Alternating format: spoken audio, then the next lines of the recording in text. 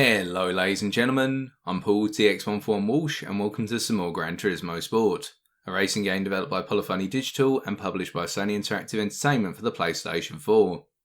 Focusing on the game's online mode, known as Sport Mode, in this episode I take a look at my performance in the 8th race of the second stage of the 2019 Manufacturer Series season, which was a Group 4 race held at the Dragon Trail Garden Circuit.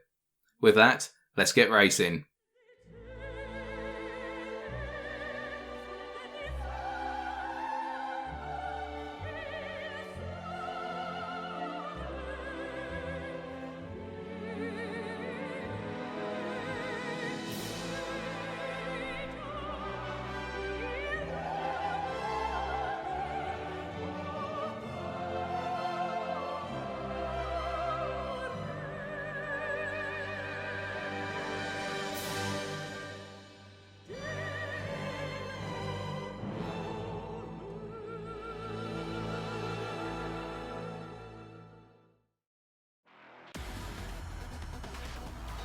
Taking a look at the grid then, you'll see that I've qualified third with a 1:39.7.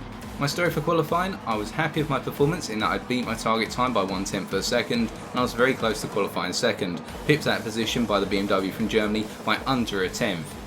However, the Toyota on pole, well done to them for an absolutely exceptional lap. They were just shy of half a second faster than second place.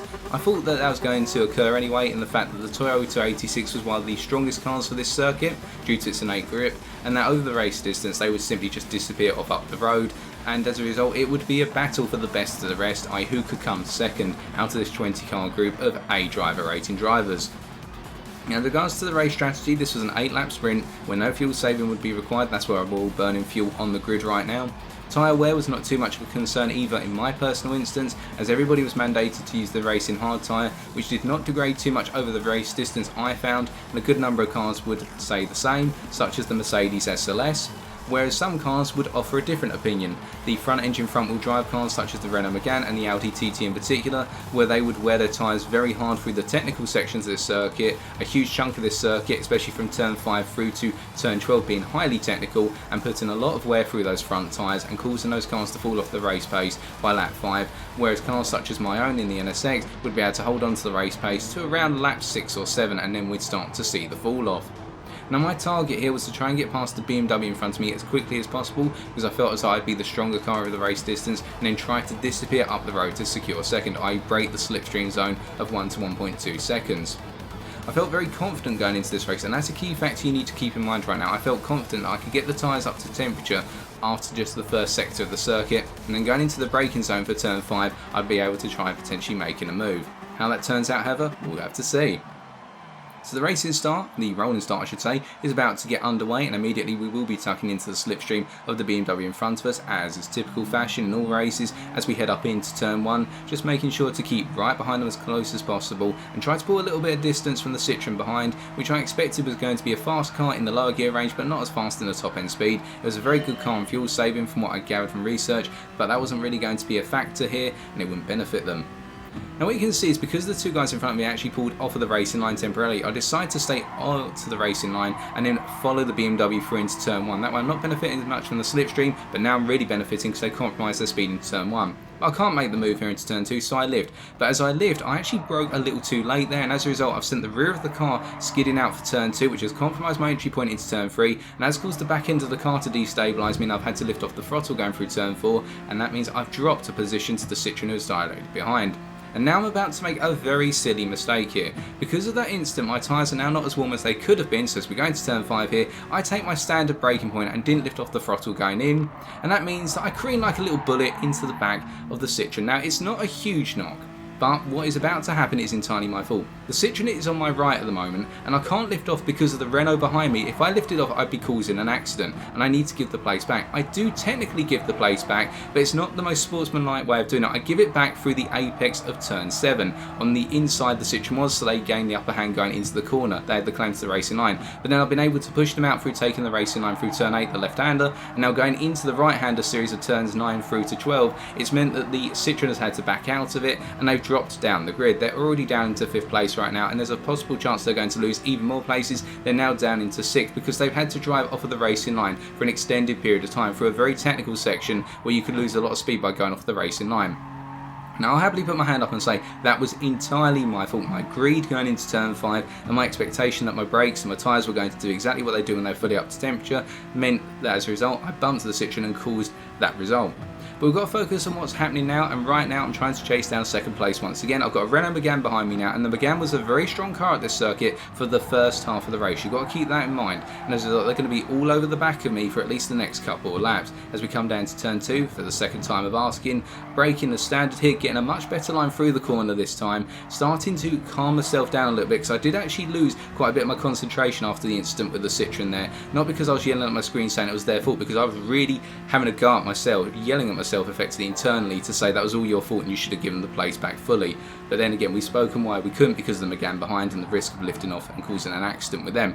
So coming down to turn 5 here, I go very deep on the brakes here and I end up pushing the BMW out, and essentially pushing them all the way out onto the edge of the track limit there, coming down the inside, and I've made the place, but in return the Megane now gets up the inside, going through into turn 7 there, trying to squeeze through, but I shut the door on them, and now coming through turn 8, and really this is really poor racing for myself right now. I'm not portraying myself in a positive light, but for every positive I've got to show you the negatives as well. And really I could have given the Megane a bit more space there, going through turn 7 in particular, and then into turn 8, and then they'd be closer towards me, but I've driven aggressively here and been able to hold on to 2nd place for the time being, and I'm really trying to get away from the Megane right now. I don't want them anywhere near me as we're coming up the straight now, the final stretch towards turns 13 and 14, the extended combination left-handers. They flash their lights. I reckon this is either to distract me or to alert me to the fact they're going to go down the inside, because I get the feeling they probably reckon I'm quite an aggressive driver here, and they go down the inside cleanly through, and then I accidentally tap the back of their car. And the weird thing is there, it looks as though there was a little bit of desync between myself and them, which is why I ended up going into the back of their car, which is why I didn't think was going to happen at the time. That pushed them out slightly because it looks as though they were far enough away for me not to do contact, and then I gave them a tiny little bump, so that's pushed them out. But there was no SR down there, so that's a bit of an odd one to talk about. But let's focus on what's going on in lap number 3. They're coming down the inside into turn number 1, giving them the space to do so, and in turn 2 here I've got to come off the brakes and let them through, as the BMW also takes a look through on the inside. Close move by them, but they can't quite make it stick at the moment because I've got the racing line going into the next corner, turn 3, and as a result they start to spin out because they took off the line and it destabilised their car, and now I'm able to hold on to 3rd place for the time being as we come into the braking zone for turn 5, charging down towards the corner now. I'm thinking, do I do the same thing as what I did with the BMW last time? No, let's not make the same mistake twice.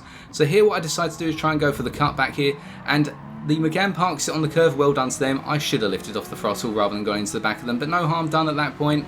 And now as we're coming up the hill, going through 6 firstly and then into turn 7, what we can see is that the Megane is pulling away a little bit because they've got the stronger grip at the moment in terms of their technical characteristics. But again, as we mentioned previously, in the second half of the race that's going to change. So now coming out of turn 8 and going down the hill into turn 9 through to turn 12 here, just going to keep a clean line here. Keep in mind I'm in the slipstream of the Renault in front, and as a result that's going to make it a little bit harder to make the corners here as tight as I may want to, but we get through cleanly. And I've got to keep in mind now I've got a Nissan GTR behind me in 4th place who's going to be very strong on the straights, and that means they're going to be catching up rather fast as we go up into turns 13 and 14 to complete our 3rd lap. So it hasn't been the most positive race so far in terms of our performance, but we have to try and put that past us, and that was the thing that was constantly playing on my mind over the race distance. Because I caused so many incidents or driven quite dirtily in the opening 3 laps of the race, I kept thinking to myself, am I going to end up doing it again as we go into the latter half of the race now that we're on lap number 4? Obviously no spoilers here as to what's going to happen, but that was on the back of my mind, so you can imagine here I'm actually starting to lose my confidence.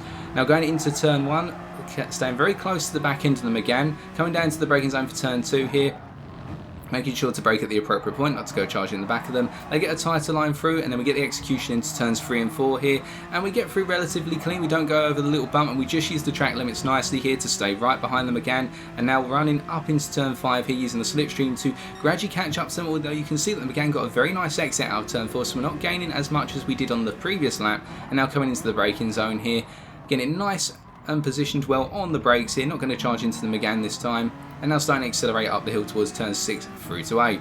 And we're very close to them at this point, and what you're going to see now is that the Megane actually starts to have a bit of difficulty going through turns 6 to 8 here, and as a result it costs them a huge amount of time. They missed the apex of 7, and that costs them their speed going through into 8, and they missed the apex of 8 as well. And here I'm about to make a very stupid move, which is I'm going to lunge down the inside into turn 9, and because I've carried more speed As a result, as the Megane's gone to turn in, I've essentially used them as a roadblock to push me around the corner, and I pick up a 2-second penalty. Now, I will be honest with you, at the time I thought it was going to be a fantastic move down the inside, and when I saw the 2-second penalty, I thought at first the Megane had caused an accident. But immediately, having watched this back multiple times now, I know it's entirely my fault and the 2-second penalty is deserved. Now, at the time, obviously I was mad, but at the same time, what I tried to do is calm myself down and think, right, well, you've been able to get up into second, albeit not in the cleanest of ways. You're going to lose a lot of places now. You've got to salvage this race. Try and get back onto the podium. Because the guys behind are all very close together, and just try and keep it clean this time rather than doing all the stupid dirty moves that you've been doing. And as we come around to take our penalty, which we're going to have to do after turn 4, this race had to happen at some point. It's unfortunate it happened towards the end of the FIA Manufacturer Series, but a race like this has had to happen at some point because I'm a rookie and I haven't had a situation where I've had to race as tightly with a pack or a bunch of cars as I have in this one. So I pull off the racing line, take my 2-second penalty, and then get the car up to speed off of the racing line before rejoining. Now, the good news is I haven't lost that many places. I've dropped to 6th, and the guys from 3rd to 5th are all tightly packed together. Sorry, 2nd included as well. So from 2nd to 5th, they're all tightly packed together. What does this mean for me? I can potentially get 3rd back. I say only 3rd and not 2nd because what I expect is when I'm fighting for 3rd, the guy who is in 2nd will start to creep away. And this is going to be towards the end of the race because look at the timings on the left hand side of your screen.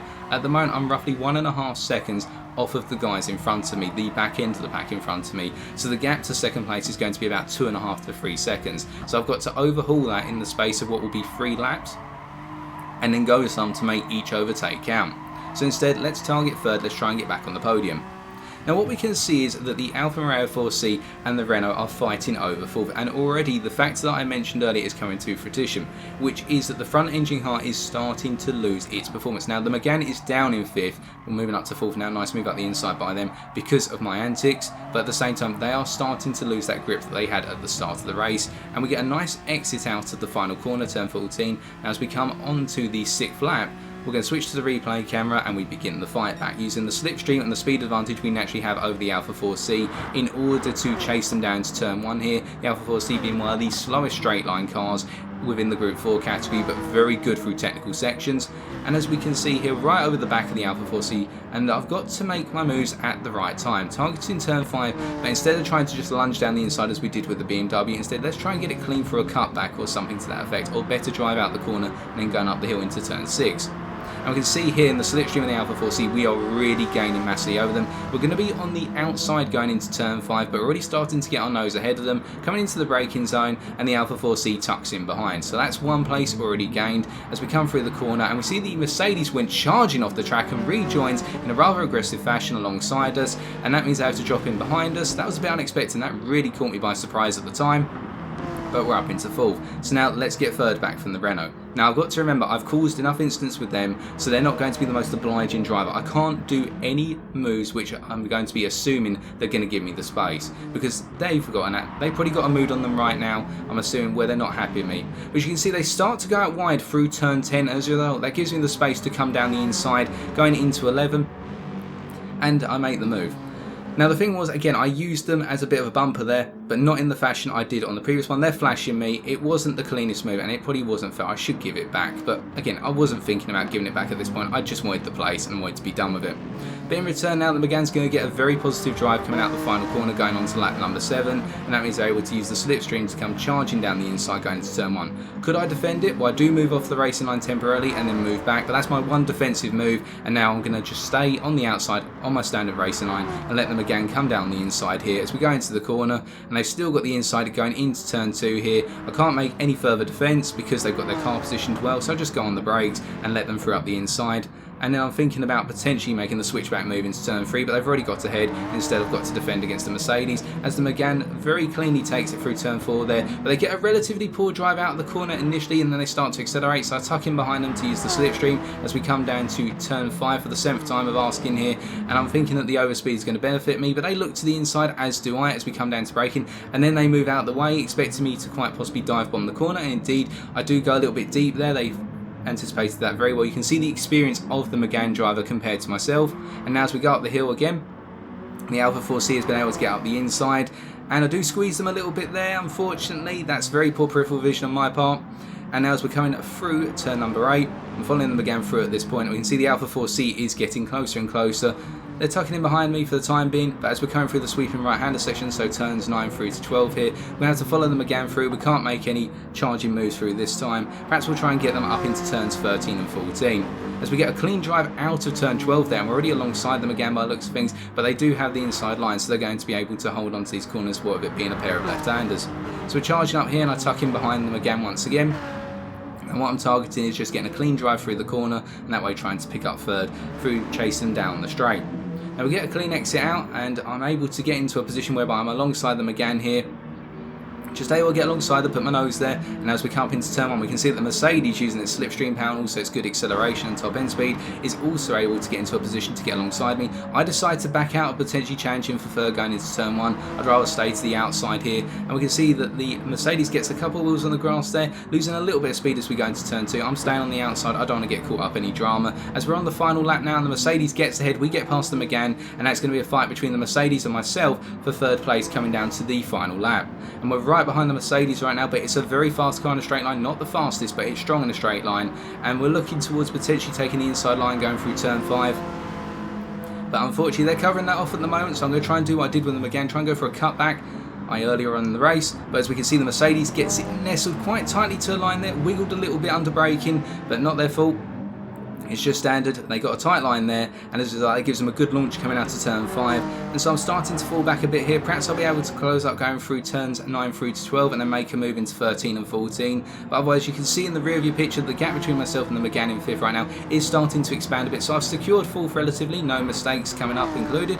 If we do make a mistake, then as a result we'll fall back, but otherwise let's just chase that Mercedes home to the end of the race. And we can see that the Mercedes gets a nice run through the set of right-handers, so 9 into 12, so we're not gaining too much, and then their exit out of 12 means that despite having the slipstream, I'm not able to get close enough to contest a move into the final 2 corners. So come up into the braking zone for the last time. We're going to have to accept 4th place, except that we're quite lucky to get 4th place and not pick up additional penalties. But we'll take the result at the end of the day, and it's something we are definitely going to have to learn from, because this was not our finest hour, and we ended up seeing red for the most of it.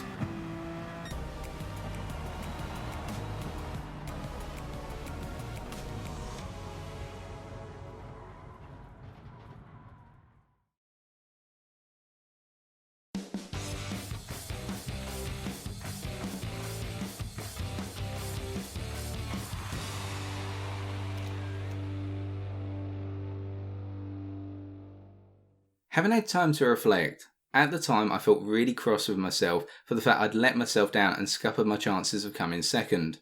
And whilst I did apologise to them again after the race for what I did, as they were extremely vocal about all the things I did over the race distance, I feel as though I owe an apology to every driver who I came into contact with over the race distance, as I scuppered a significant number of races here, and as a result it is not a good reflection on myself.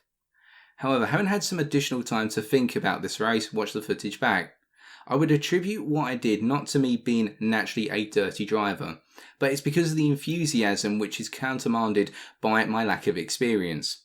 In that I am quote unquote a rookie compared to a good number of drivers here who have been racing GT Sport for over a year, if not multiple years. And so in their mind, they have a different perception of what is acceptable fighting or aggression compared to myself, where my enthusiasm for the game and the racing in general means that I am more likely to go too far when attacking drivers. And we saw that on multiple occasions, particularly going into turn 5, where in the end I was using drivers as a stopgap in order to make sure I could get to the apex of the corner or make the corner and push them wide. But now that I've had a race such as this, where I've seen how far my enthusiasm is going to carry me from a clean driver to a dirty driver, and trust me, my sportsmanship rating plummeted as a result of this one, I can now build on this race and start to look at how I can potentially become a better driver, a cleaner driver fighting for positions and using the right amount of aggression. So as a result, this is perhaps the best race I've had so far in terms of a learning experience. It's definitely not the best one in terms of result, it's definitely not the best one in terms of me as a driver reflecting on my abilities, but it's the one I can learn most from and carry that experience into the 9th race of Stage 2 at the Autodrome Lago Maggiore East Circuit on Wednesday the 4th of September 2019. Until then, thank you for watching. If you did enjoy this video, be sure to leave a like, comment or subscribe for future episodes. As always, I have been TX141, and until next time, take care and drive safely.